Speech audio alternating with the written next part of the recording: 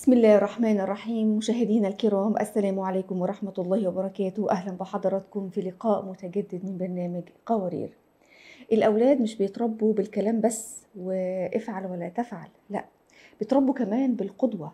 يعني اللي بيشوفوه قدام عينيهم بيطبقوه وبيسيب فيهم طبائع، سواء كانت إيجابية أو سلبية. وللأسف الشديد البيت اللي بيكون فيه فوضى وإهمال وعدم نظافة، وإن حالة الفوضى الكبيرة الموجودة في البيت ده لما بينشأ فيه أطفال بيكونوا اتعودوا على الحياة دي، وتعودوا على مستوى النظافة المتدني ده، وهيبقى نمط لحياتهم.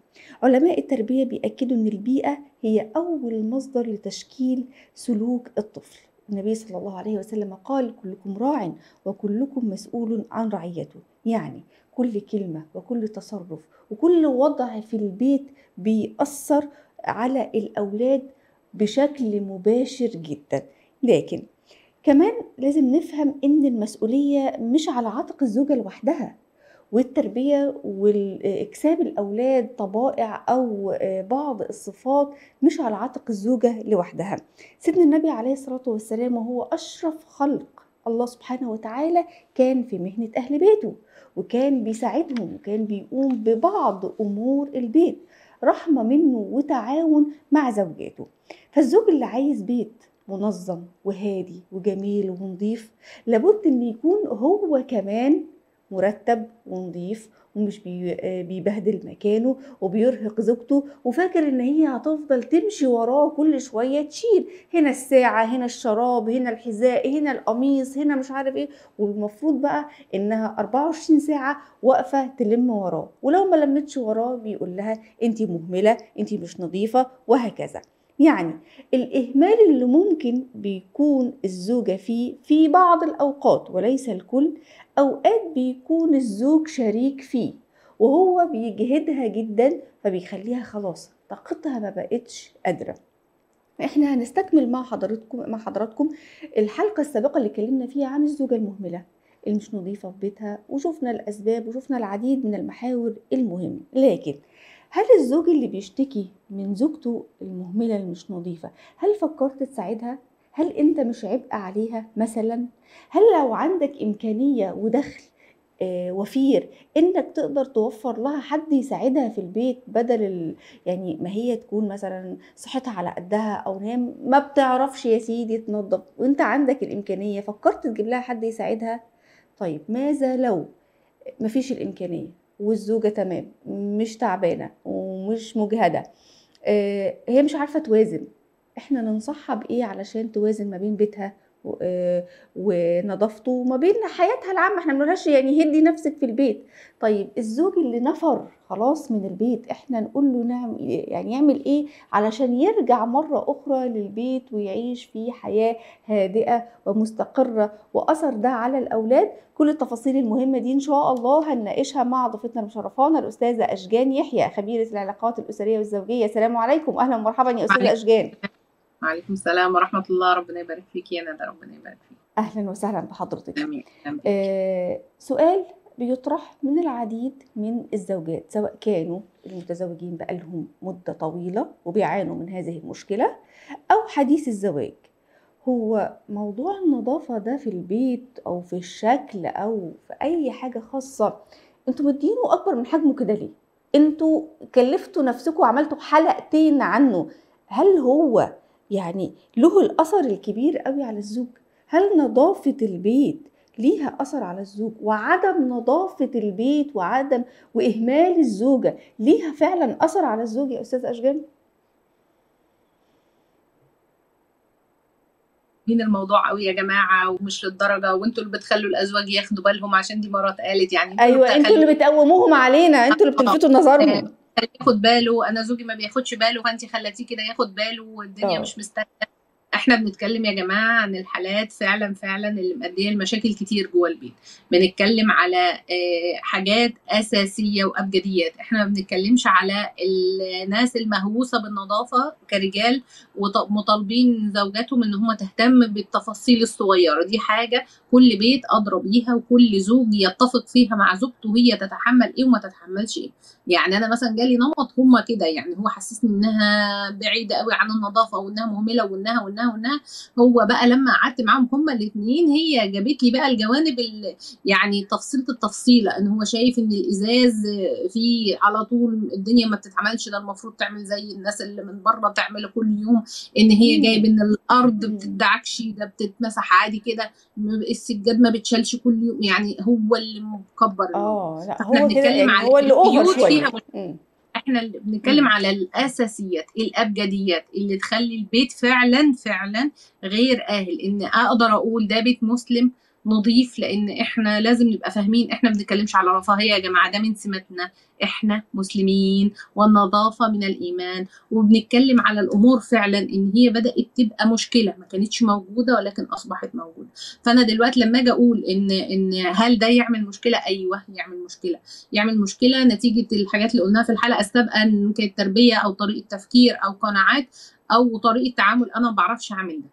طب هو ده ممكن يأثر على الحياة الزوجية؟ بيأثر. أول نقطة طبيعة الزوج، لو هو زوج بيطنش أو لو هو بيعلق على كل صغيرة وكبيرة فعامل عندها نوع من أنواع الضغط، فهي بقت بتكره جيته عشان هيعلق على الطبيخ، هيعلق على الأكل، هيعلق على الطبخ، هيعلق على نظافة البيبي، هيعلق على كذا، فبقى عندها فوبيا. فبقت بقى والله كده كده هو ما بيعجبوش الحاجة، كده كده هو مش فارق معاه، كده كده أنا مهما أعمل أنا مش عاملة، هو حاططني في دماغه أنا مش خدامة.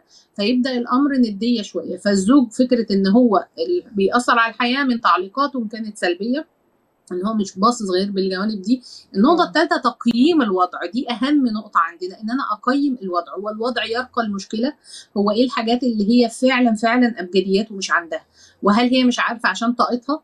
يعني في ناس قلت له والله لازم تستعين بحد، هي مش عارفه يا جماعه، في ناس مش عارفه فتستعين بحد ويجي مره كل اسبوع، يجي مره كل اسبوع، ده مش غلط ولا حرام ولا عيب ولا حد يقول لي دي كده طاقه واشمعنى. طب ما انا اختي هي عمرها بقى لها 40 سنه متجوزه عمرها ايوه، ما وامي بقى لها 50 سنه ولا امي عمرها دخلت حد البيت. شطوره وما بتعملش، وست عندها 60 سنه ولا 65 سنه وبتعمل وبتغسل وبتكنس، انها هتيجي هي هو بيتنا فيه احنا ما عندناش الا بيبي، محسساني ان الدنيا يا جماعه طاقات.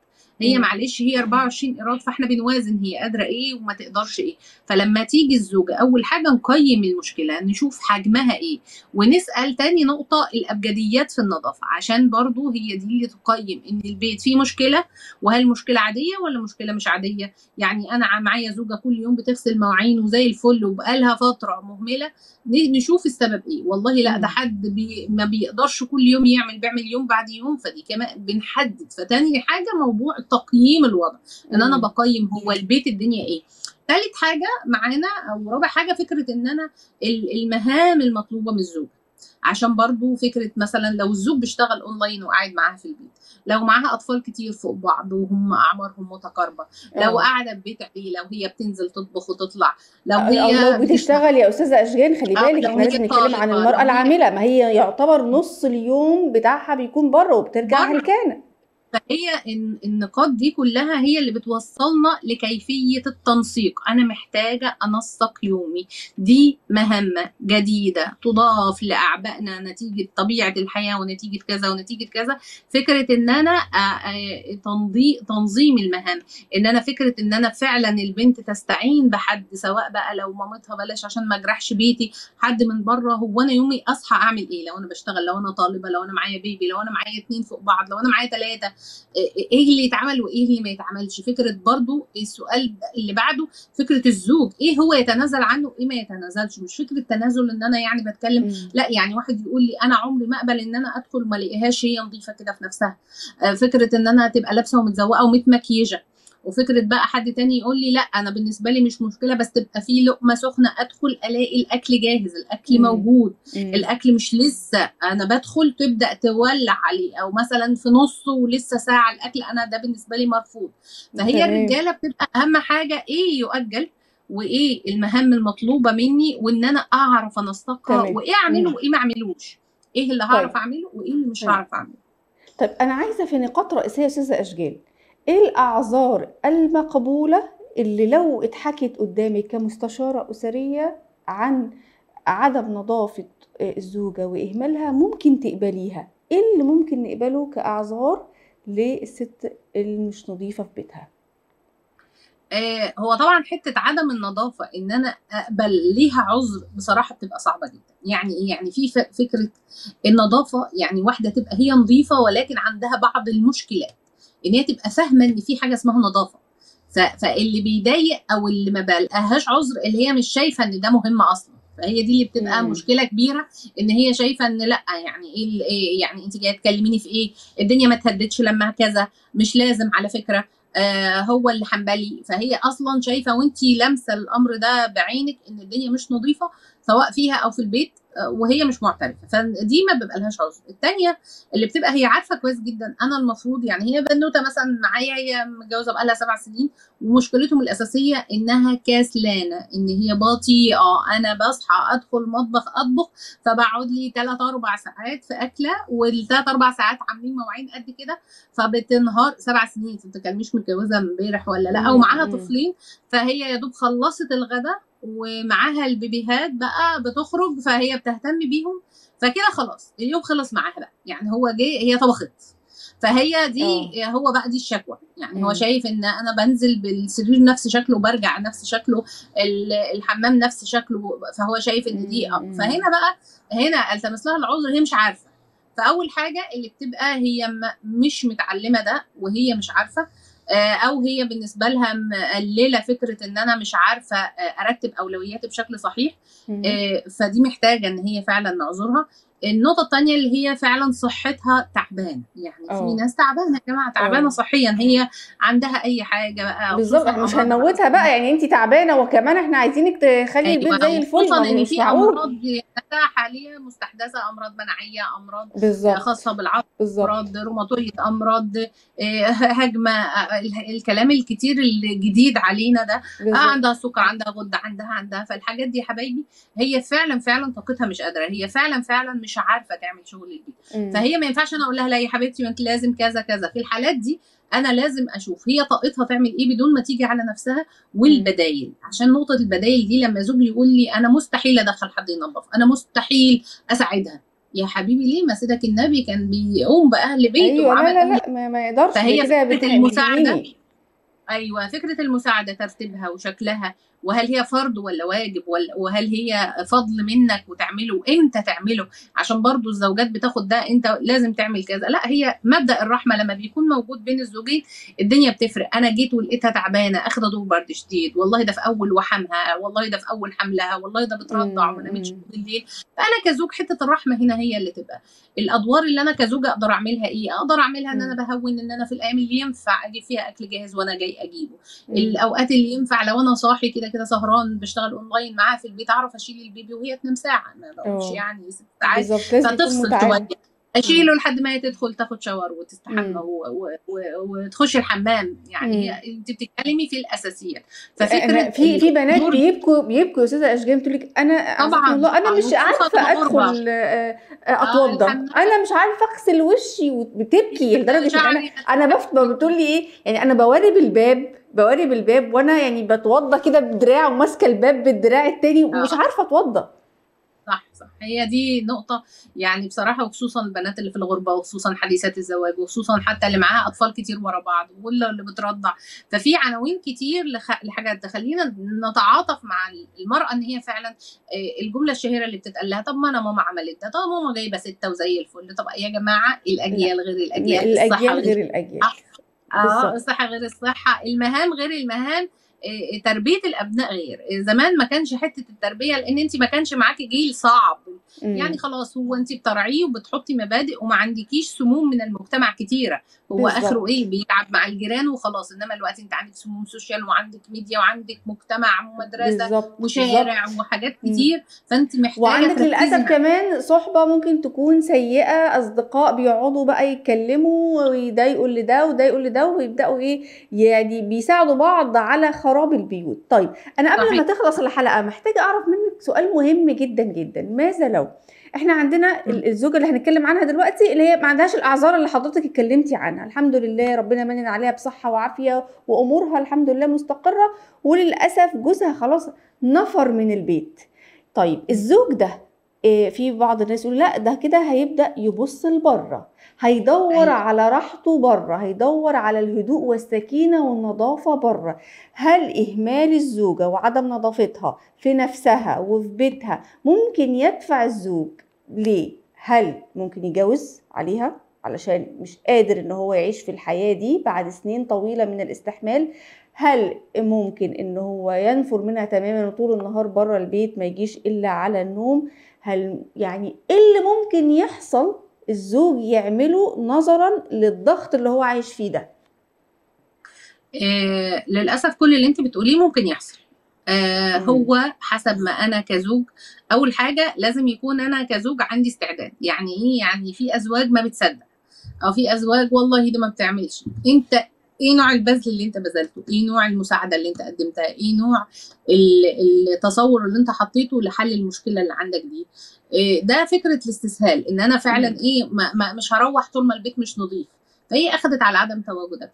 انا مش هتكلم معاها في الموضوع ده، هي حساسه وبتاخد كل حاجه بقفش. لا، احنا المفروض انا كزوج اول دور ليا ان انا اوصف المشكله واعترف بيها انا وهي، احنا بيتنا فيه ان انا مشكله. اكون الاول يا استاذه اشجان كمان زوج نظيف، ما انا ما اطلبش منها النظافه وانا مش نظيف اصلا، وانا اللي ببهدل البيت واخليها عماله بتلف ورايا تشيل ورايا. والنقطه اللي بعدها اللي انت بتقوليها فكره ان انا النقد المستمر، وان انا بزود الاعباء. في ازواج بتحاول تحط عليها بزياده. يعني ايه؟ يعني انا حطيت كده الكنكه وكبيت البن على البوتاجاز وعملت ما اعرفش ايه والفنجان اتكسر في ايه، وانا سايب الحاجات دي مش هلمها عشان اشوف هتلم ولا مش هتلم. إيه؟ انا بثبت لنفسي وجهه النظر ان هي لا تعاشر، انا بثبت لنفسي ان هي زوجه مش نظيفه. لا ده انا انا بوقعها في بثبت الغلط بقى، ده انا بتلكك لها. ايوه لا، انا اه. بثبت لنفسي ان هي امم. فعلا فيها مشكله كبيره. انا امم. بوجد لنفسي الاعذار، ان انا لو بصيت بره، ان انا لو اتجوزت، ان انا لو سبت البيت، ان انا لو سهرت مع اصحابي، ان انا ما عدتش اتكلم معاها، ان انا كذا. انت عارفه ان هي بتبقى في الضغوط دي بتمارس على المراه، اما ان هي بتاخد بالها منها وبيصيبها بالاحباط ونفسيتها بتتعب، او ان هي بيبقى لا مبالاه بقى ومش فارقه، هو حر، انا مهما غير مش هيتغير. فهي اول حاجه لازم انت تبقى يعني تحدد معاها ان بيتنا فيه مشكله، نقعد كده ونقول بص يا بنت الحلال البيت ده اول حاجه مش بيت مسلم يعني كده. ثانيا احنا عندنا مشكله. اللي بيحصل ان بيقولها انت مش نظيفه البيت، انت مش عارفه تهتمي بيه، انت كذا. فبالتالي انا ما هي مش مشكلتها لوحدها، هي مشكلتك انت كمان. فلان انت عايش معاها في نفس البيت، طب هو انا اللي هنظف؟ يعني لا، انا مش بطالب الزوج ان هو، لان في بعض الاوقات بيتحول الفضل الفرض. يعني زوج يقول لي انا كل يوم مثلا اللي بلم بالمكنسه قبل ما بننام، اليوم اللي انا يكبس عليا النوم فيه هي تبدا تقول لي انت اللي ما كنستش بالليل مثلا. فانا بعمل ده ده تفضل. اتقلب الموضوع، يعني في ستات اتعودت ان زوجها مش هيقدر يقعد كده فهيقوم هو ينظف. هو اللي هينظف، هو عنده ما بيحبش طبق يبقى في الحوض. في رجاله كده، في رجاله نظيفه فعلا. فهو يقول لك بدل ما اقعد اقول لها وهي مش هتعمل وتقول لي طيب وحاضر وتطنش وتمسك تليفونها، انا هقوم اعملها. فبالتالي كل يوم هي مستنيه منه الجانب ده. لا، انا لازم اول حاجه اقعد معاها اوصف ايوه. بيتنا، وياخد منها اعتراف ان فعلا في ازمه. لان اللي بيحصل تقول له ليه؟ طب مش عاجبك اعمل، طب مش عاجبك هات لي. فلا، نوصف المشكله صح. تاني حاجه الاعتراف، يعني وصفناها. تاني حاجه اعترف، ايوه انا مش قادره اعمل كذا، ايوه انا مقصره في ده. طب ايه؟ لازم تدخل نفسك جزء معاها في المشكله عشان توصل لنتيجه صح. انما اللي بيحصل القاء اللوم، انا واجب كزوج ارجع الاقي كذا وكذا. ماشي يا سيدي، على عيني وعلى راسي، بس في نفس الوقت ما بلاش تبقى انت على طول هي الاساس. هي الاساس ماشي، بس انا لما اجي احل مشكله لازم ادخل نفسي جزء فيها عشان نوصل للمشكله دي الحل. فتاني تمام. حاجه ان انت بتقول احنا عندنا مشكله، تمام، واعترافها ان ايوه انا طاقتي كده. تالت حاجه المهام اللي ما ينفعش انها تسوف. يعني يا فلانه ما ينفعش ان احنا يبقى بيتنا فيه كذا وكذا وكذا وكذا. اللي بيحصل ان الراجل لما بيجي يتكلم، حتى لما يستشيروا حد، هو بيدخل بقى الصغيره في الكبيره. بصي كل حاجه بقى انفجر بقى، فهيجيب بقى نظافه البيت على النظافه الشخصيه، على نظافه الولاد، على نظافه الاكل، على انها ما بتعرفش بالظبط تطبخ. ويبدأ يهددها بيطلعها والله لا بقى هي متجوز حافظينها عليكي، ده. والله لا اعمل واسوي. ايوه، انا مش مبسوط في اي حاجه، انت ما فيكيش ميزه اصلا. فيبدا بقى ايه، هو مادام بقى لطش في كله. فلا طبعا، انا ما شاء الله عليك انت بتطبخي كويس، ما شاء الله عليك انا عارف كذا، انا عارف كذا، انا عارف كذا. فبنبدا نشد نهم زي العيل الصغير، بتبداي تساعديه ياخد الخطوه اللي بعدها. فهي انت كزوج هو ربنا عز وجل عطيك القوامه في ايدك، عطيك ان انت سبحان الله بالتأكيد. اداره البيت في ايدك، عطيك اليمين الطلاق في ايدك، عطيك كل حاجه في ايدك. فمعناها ان الراجل هو اللي في ايده القوامه لاداره البيت. فاي تمام. مشكله في البيت المفروض انت تاخدها. بعد كده بقى وضع الحلول اللي هي نقدر أيوه، نستخدمها. الحلول. طيب أنا قبل الختام خلاص، يعني وقت حلقتنا قرب إن هو ينتهي. أنا عايزة الحل. إحنا اتكلمنا عن المشكلة وشفنا أسبابها وشفنا إيه النتائج اللي هتترتب عليها، سواء عليه أو على الأولاد، لأن الأولاد أكيد بيتأثروا بده خصوصا لو كانوا بنات. الحل إيه؟ هتقولي إيه لكل زوجة بتسمعنا دلوقتي من خلال برنامج قوارير؟ زوجة هي أكيد عارفة نفسها إنها مهملة، مش نظيفة، سواء في نفسها أو في بيتها، بدون أعذار، ما عندهاش مشكلة، هي اللي كسولة في نفسها، بتسهر بتصحى متأخر وما إلى ذلك، بعيدا كل البعد عن اللي ليها أعذار مقبولة. تقولي لها إيه يا أستاذة أشجان؟ أول حاجة ندعي ربنا عز وجل إن إحنا نكون عند حسن الظن، وإن ربنا يعيننا إن بيوتنا تبقى نظيفة، وإن إحنا ده بنبتغي بيه مرضاة ربنا، إن ده باب من أبواب إن إحنا بنرضي بيه ربنا عز وجل، ثم إن إحنا بيتنا يكون بيت مسلم حق. ده لكلنا جميعا بندعو بيه. تاني نقطة بنصح بيها أي زوجة، مرحلة التقييم. يعني أنا لو بنوتة لسه ما اتجوزتش، فأنا أهتم إزاي إدارة البيت، إدارة اليوم، إدارة الحياة الزوجية، أديرها إزاي. لأن زي ما بقول لك الحياة زي ما اتغيرت، فالأعباء كترت، فالضغوط زادت، فلازم أنا مش غلط. الحاجات دي ما كانتش موجودة زمان، لأن البيت كان إيه أصلا. ورغم كده يعني يقول لك كان زمان أصلا بيوت الصحابة هي خيمة والدنيا ورملة، ما فيش أي حاجة. ورغم كده كانوا بيهتموا، وكان بيبقى فيه خدم، وكان بيبقى فيه النظافة، وكان بيشتهر عن بعض الصحابة سيدنا عثمان على طول الخف بتاعه نضيف. نضيف ازاي واحنا في صحراء اصلا؟ ففكرة النظافة فهي موجودة. فاحنا ما شاء الله ربنا موسع علينا، موجود معانا وسائل الرفاهية. ففكرة ان انا اهتم بهذا الامر. فاول حاجه ان انا مش غلط ان انا اقيم نفسي، ان انا اشوف فكره التقييم. هو انا يعني نظيفه قوي ولا انا بعيده عن النظافه؟ انا نظيفه جدا بس ما بعرفش. في ناس نظيفه جدا على فكره بس بتغوص في حاجه واحده، دخلت المطبخ نظفه وما خرجتش. انا النهارده هنظف مش عارفة كذا. توازن دي وقتها. تقسيم المهام، دي نقطة مهمة جدا، ان انا ادور اتعلم ده. تالت حاجة او رابع حاجة، فكرة ان انا بتعامل مع الزوج، ان احنا بنحط قواعد. انا كزوج ايه اللي ينفع اتنازل عنه؟ مش بنقول تنازل، تسويف، تأجيل، اساعد فيه، اساهم فيه. وايه اللي مستحيل؟ انا مستحيل اقبل ان ما يبقاش فيه اكل مثلا، مستحيل اقبل ان انا اجي الاقي الدنيا مكركبه، ما احبش ريحه كذا، ما احبش كذا، ما احبش كذا. فالحاجات دي لازم تتحط فيها مع بعض. فاي زوجه تحس ان انا يعني عندي مشكله، ادور تتحل ازاي. ومش دايما بنلجأ للحل ان انا اديلي واحده وخلاص. يعني فكره وجود عوامل مساعده مهمه وبستعين بيها، بس انا مش هيبقى ده الحل. لازم اتعلم الابجديات. يعني ما ينفعش، لان خلي بالك ان مع الوقت بنألف الامر وبنستصعب غيره. يعني بألف ان انا مهمله في نفسي، بستصعب قوي ان انا اهتم. بتألف ان البيت فبنألف عدم النظافه، بنألف ده. والزوج مع الوقت بيمل من النصح، او بيألف عدم النظافه. انت بتطلعي، لان هي وبيبقى المشكله خلاص مش بقى في الزوج. بيحصل فيه جفاء، في جفاء ما بينه وما بينها، خصوصا المشكله لو دي حاجه الأمر ده اعتاد عليه. بتتكلمي في ابناء، فهي في ازمه. فنصيحه لكل زوجه، انت بتدعي ربنا عز وجل. تاني حاجه ان انت بتقيمي نفسك، هو انا شاطره ولا نص نص؟ بترضي عن نفسك بشكل معين ولكن بسعى للافضل. تالت حاجه بتسالي مع زوجك هو احنا محتاجين ايه الدنيا تبقى افضل شويه. رابع حاجه السعي للافضل. يعني ايه السعي للافضل؟ يعني انا لو انا متفانيه قوي قوي في النظافه وبهتم بكذا بكذا، طب انا محتاجه اهدى في الجزئيه دي واهتم بنفسي في كذا.